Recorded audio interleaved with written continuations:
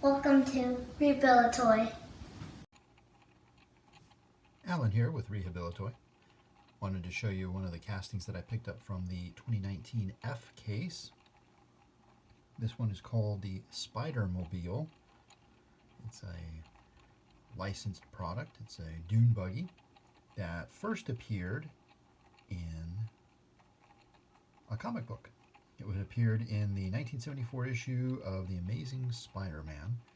This casting first debuted in 2017 at the San Diego Comic-Con. It's had a few releases, 4 based on the information that I could find.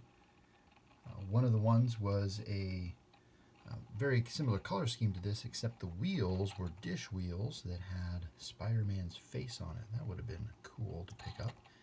And maybe one of these days I'll find it. This is the one that I have from the 2019 F case. And I really like the colors on it. I'm not usually into comic character based cars, but in this case I really like the colors, and it's a dune buggy, which is cool. And the other thing that I liked about it was it reminded me of another casting that I have. So as soon as I got home, I found that casting in my collection, and I thought I'd show that one to you too. So this is Meyers Manx. Let me take this out of the little protective baggie here. Here is Meyers Manx. Let me show you the base on this one. This is also a dune buggy, and I thought it would be interesting to compare the two cars. Let me show you the base on the Spider-Mobile here before we continue. There we go. There's the copyright information from Marvel Comics, so it is a licensed vehicle. Although it is not, as far as I know, based on an actual car in production. It's the design itself is licensed from Marvel. So there we go. We'll show those side by side. As you can see, the Spider-Mobile is slightly larger than Meyers Manx. It does not have the protruding engine in the back, so that is definitely a difference between the two. The Meyers Manx casting that I have is a metal on metal casting, whereas the Spider-Mobile is metal on plastic. You can also see there's a difference in the roll bar. The one on the Spider-Mobile is a solid piece of plastic instead of just a bar, as you see on the Meyers Manx. My guess is that's really for safety reasons, for small children playing with it.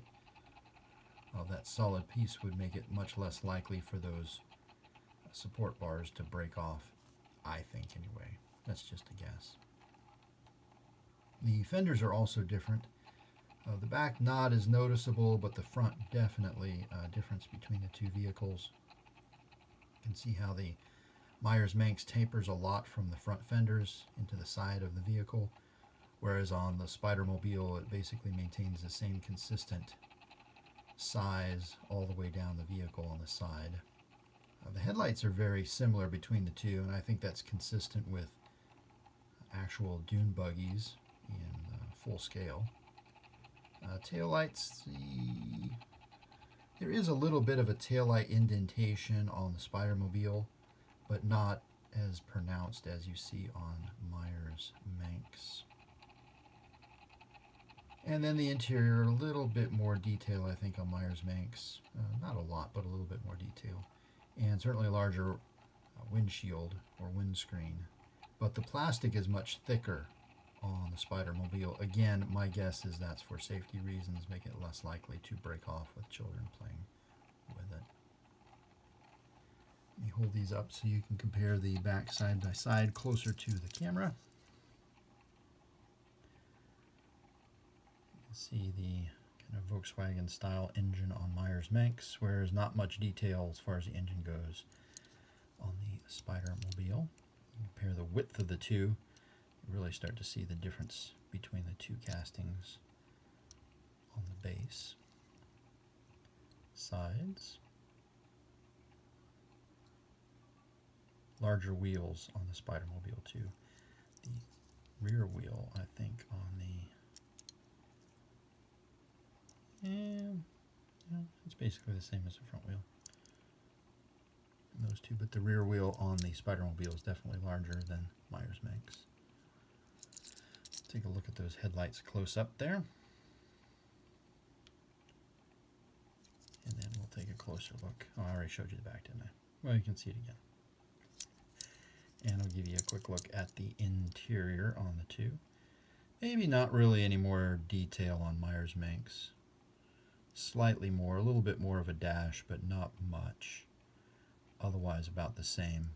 Parking brake, shift lever. Although Meyers Manx, the shift lever looks like it's up underneath the dashboard. I don't think that's really very practical. And then there's something kind of funny with the Spidermobile. The floor is cut out under the steering wheel. I'm not sure why that is the case, unless it was to accommodate something in the casting in the base. I find that unusual that they would have cut out part of the floor pan. Oh, there's pedals there. Oh, maybe that's why they wanted to kind of have that pedal detail coming from the base. That's kind of an interesting idea. So it was a manual transmission. It's got 3 pedals: accelerator, brake, and clutch. Whereas on Meyers Manx, it does have pedals in there, if you can see them, cast into the firewall, kind of. But only 2 pedals that I can see. So it's a very clever way for them to introduce those pedals and the detail on the interior. Bit more plastic, to be sure, quite a bit more plastic actually on the Spidermobile, and you can see the overall length. Anyway, those are the 2 castings I wanted to compare with each other. Meyers Manx and the Spidermobile. Thanks for watching.